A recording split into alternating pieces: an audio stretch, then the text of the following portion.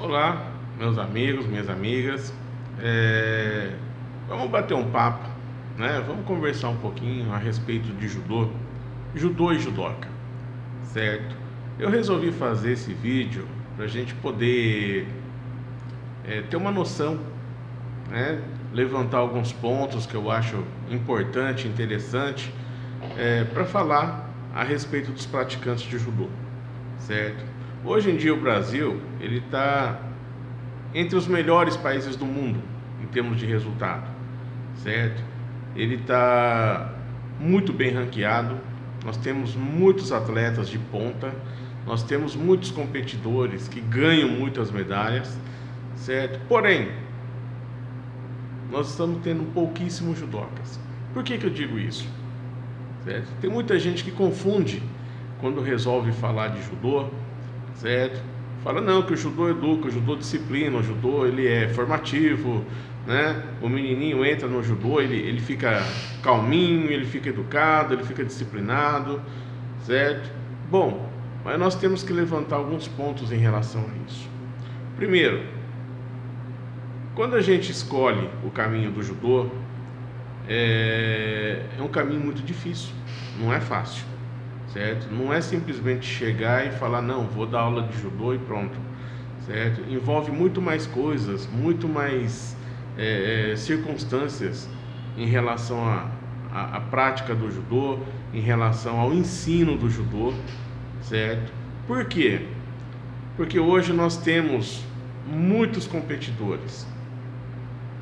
Hoje nós temos muitos professores que tiram a sua faixa preta, se graduam, inclusive subindo de graduação, certo?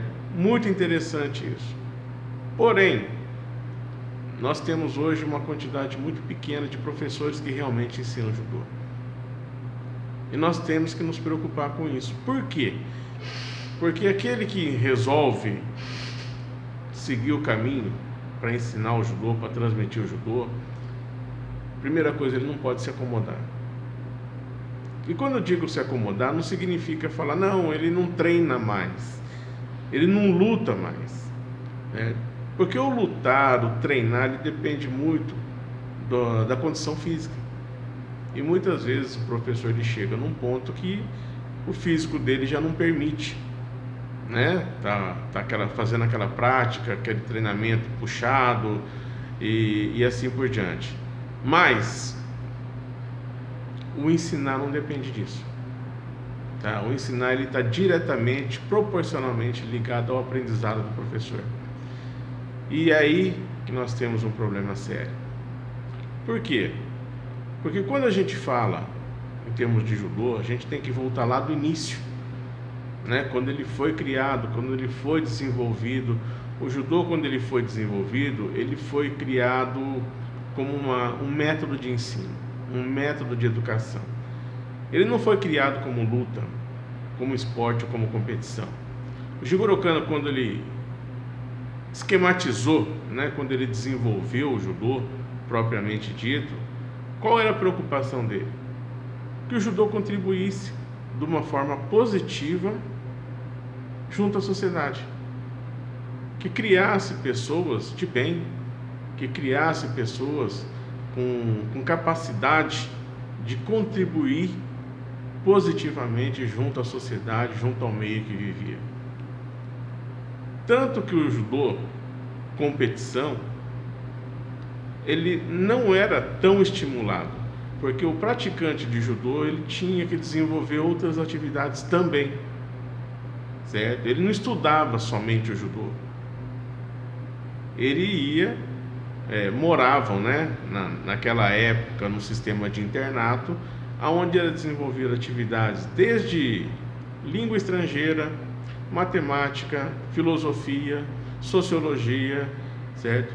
Artes culturais, desde uma ikebana, desde um haiku, que é aquela arte da escrita japonesa. Isso tudo para quê? Para trabalhar o ser humano de uma forma integral. Para trabalhar o ser humano onde ele não desenvolvesse somente o lado aguerrido da competição, de competir, de ganhar, certo? Aonde harmonizasse o sentimento dentro do ser humano, aonde ele iria fazer a prática do judô e ao mesmo tempo iria doutrinar o seu lado emocional, o seu lado sentimental, o seu lado social, certo? Então a conduta do judoca, ele tem que ser avaliado não somente em cima do tatame. Aliás, em cima do tatame é fácil, porque normalmente tem um sensei, tem um senpai que está ali para chamar atenção se caso houver um desvio de conduta, qualquer coisa assim. E fora, o judoca ele tem que estar preparado para ser judoca propriamente dito, fora do tatame. No seu trabalho, na sua escola, certo? Na sua igreja, no seu grupo social, na sua família, aí sim é exigida a postura de judoca. E muitas vezes a gente tem visto o quê? Acompanhando muitas competições, não sou contra a competição, muito pelo contrário, porém, eu acho que a competição é uma parte do judô, somente uma parte. A competição ela não é o judô na sua totalidade. E muitas vezes nós desenvolvemos atividades direcionadas só e unicamente à competição. E aí, meus amigos, o que acaba acontecendo? Nós acabamos desenvolvendo o quê? Não judocas, mas lutadores de judô. E esses lutadores de judô, quando chegar numa certa condição que o seu físico não aguenta mais, ele abandona, ele sai. E o que ele vai levar do judô propriamente dito? Nada. Somente aquilo que ele conquistou, medalhas, troféus, títulos. E olha lá, certo? E o judô é muito além disso. O judô ele vai muito além de medalhas e troféus. E é essa a minha preocupação, certo? Porque eu tenho visto em campeonatos os atletas que quando perdem uma luta, primeira coisa que ele faz, a culpa é do juiz, a culpa é do adversário, muitas vezes até mesmo a culpa é do próprio técnico dele que não preparou ele direito. Enfim, a culpa nunca é dele, é sempre de alguém. E se a gente for transferir isso para a nossa sociedade, o que acontece? Que tipo de cidadão que está sendo formado?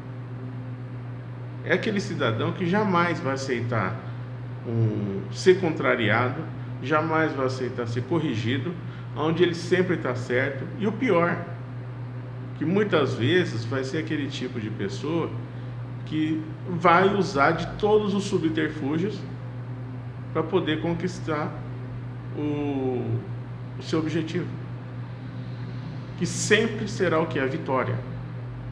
Nós temos que entender que muitas vezes nós aprendemos mais na derrota do que na vitória. Que na derrota nós temos a obrigação de fazer uma reflexão onde ocorreu o erro, e com essa reflexão vem o aprendizado. Aí sim vem o desenvolvimento. Quando a gente ganha na vitória, não importa se é por 0,5, tá? Não importa se numa luta foi o adversário que se machucou e nós não fizemos nada, simplesmente ganhamos por Kikengate, certo? Que é a vitória por desistência, né? Ele comemora, não, eu ganhei, eu sou campeão, não interessa como que eu ganhei. Então eu acho que isso é uma coisa que nós temos que refletir. E aí vem um alerta aos pais. Todo mundo fala, não, vamos colocar o meu filho no judô, porque o judô educa, o judô disciplina. Sim, o judô educa, o judô disciplina, o judô forma. Inclusive o judô distrai, o judô tem a parte recreativa, tem a parte lúdica, certo? Porém, aonde você vai colocar o seu filho? Eu acho muitas vezes engraçado, porque alguns pais têm uma visão diferente, certo? Que ele, quando vai comprar um carro, por exemplo, ele roda de concessionária em concessionária, faz pesquisas, vai atrás, certo? Testa o carro, experimenta, vai, leva o carro numa oficina para saber a opinião, enfim, ele faz toda uma pesquisa, ele faz todo o levantamento, só para depois comprar o carro. Porém, quando é pro filho dele, vai fazer judô, vai em qualquer academia, tanto faz, certo? Tanto faz. Pode ser, vai naquela ali que é mais perto de casa, aquela ali o horário dá certo, qualquer coisa assim, certo? Não que você não tenha que se adaptar, claro, mas eu acho que é interessante. Primeiro, pesquise, vai atrás de informações, veja quem vai trabalhar com o seu filho. Por que isso? Porque nós temos que entender que o professor, não somente o professor de judô, mas eu estou falando aqui especificamente do professor de judô, porque ele tem um contato direto com seu filho. E o professor de judô ele vai servir de modelo. Tá? O professor de judô ele vai ser aquela pessoa que o seu filho vai se espelhar. E se de repente o professor não tiver uma conduta muito boa? E você não tem o direito, nós, quanto pais, nós não temos o direito de chegar simplesmente e falar: opa, errou, vamos começar tudo de novo, porque a vida, ela não tem retorno, ela só vai para frente. E se você errou hoje, daqui 10 anos, 15 anos, 20 anos, pode ter um reflexo muito grande. Se a gente questiona para um pai: o que você espera do seu filho? Não, eu espero que ele seja bem sucedido, espero que ele seja feliz, eu espero que ele seja uma pessoa boa. Sim. Mas para isso, para ele chegar nesse ponto, é muito importante o que você está fazendo na infância dele. É muito importante para quem você confia para servir de modelo para o seu filho. Então pesquisem, procurem, né? Tirem informações, porque hoje, infelizmente, tem muita gente: eu tirei a faixa preta. Tirou a faixa preta? Não, já vou dar aula de judô. E de repente ele faz um trabalho tão mal feito que ele simplesmente chega, daqui a uns tempos ele fecha a academia dele. Ótimo, mas e o trabalho que ele fez com seu filho? Será que não vai repercutir para o resto da vida do seu filho? É um ponto a ser ponderado, um ponto a pensar, certo? Será que de repente esse professor, ele não está ali pensando só em competição? Você precisa ganhar a qualquer custo, você precisa trazer medalha, troféu, títulos a qualquer custo, e lá na frente o seu filho vai estar envolvido com anabolizantes, lá na frente o seu filho vai estar envolvido com drogas.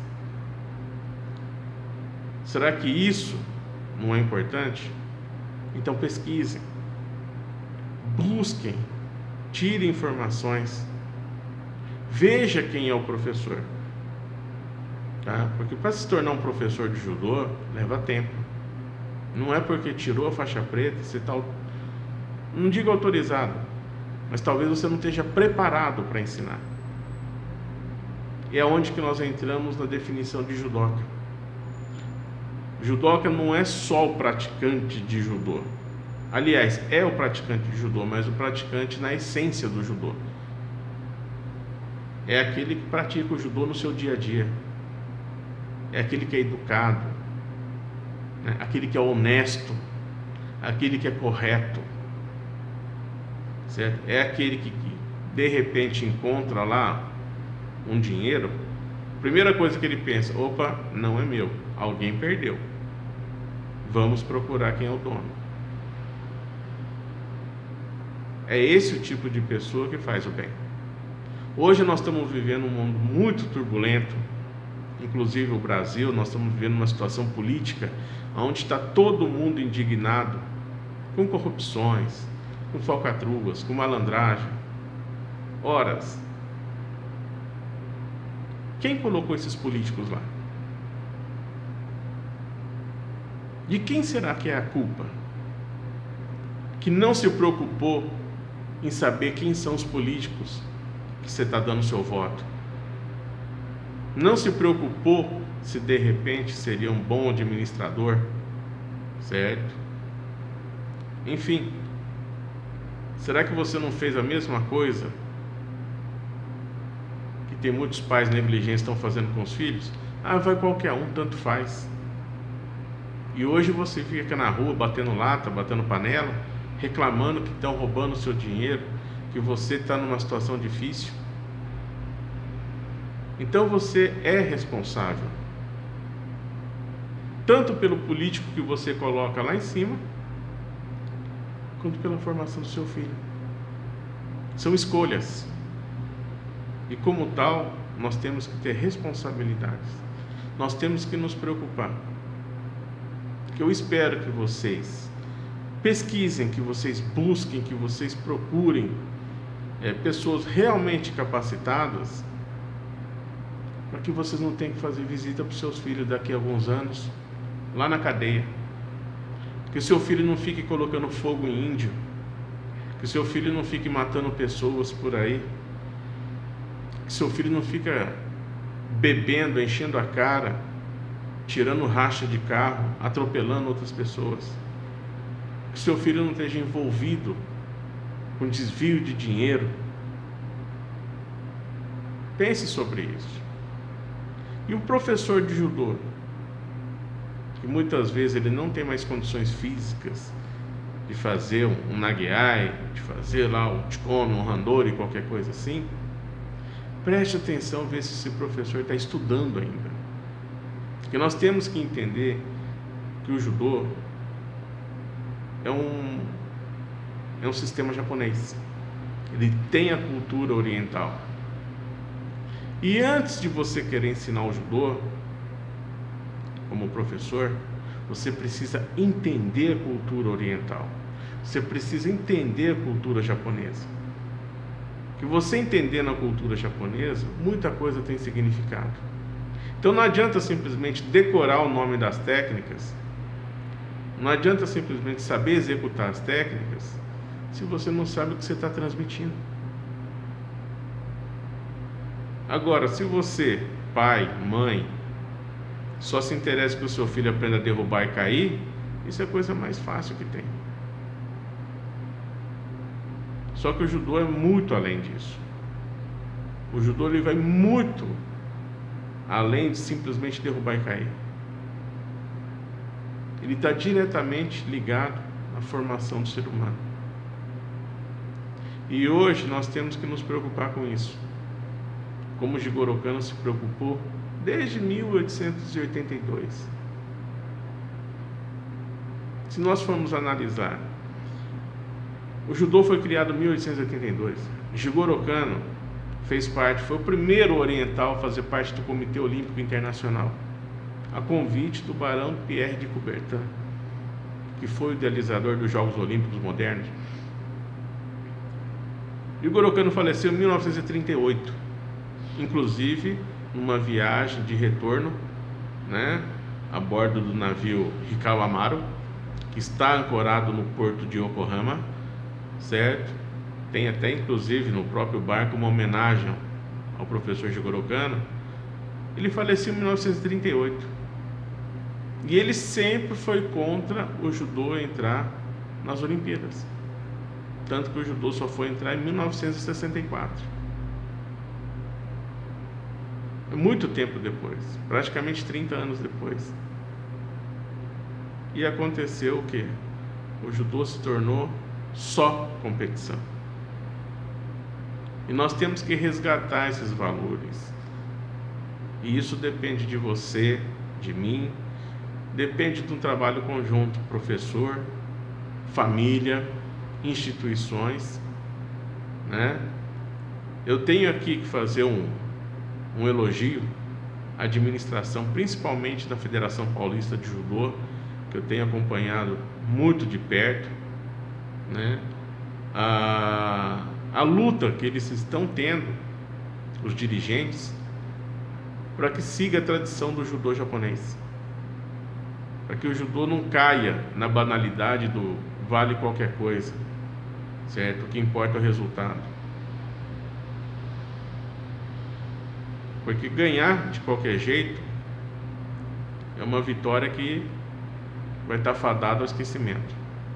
Agora, o conhecimento, a experiência, a positividade que o judô pode trazer, ela vai poder ser praticada pelo resto da vida.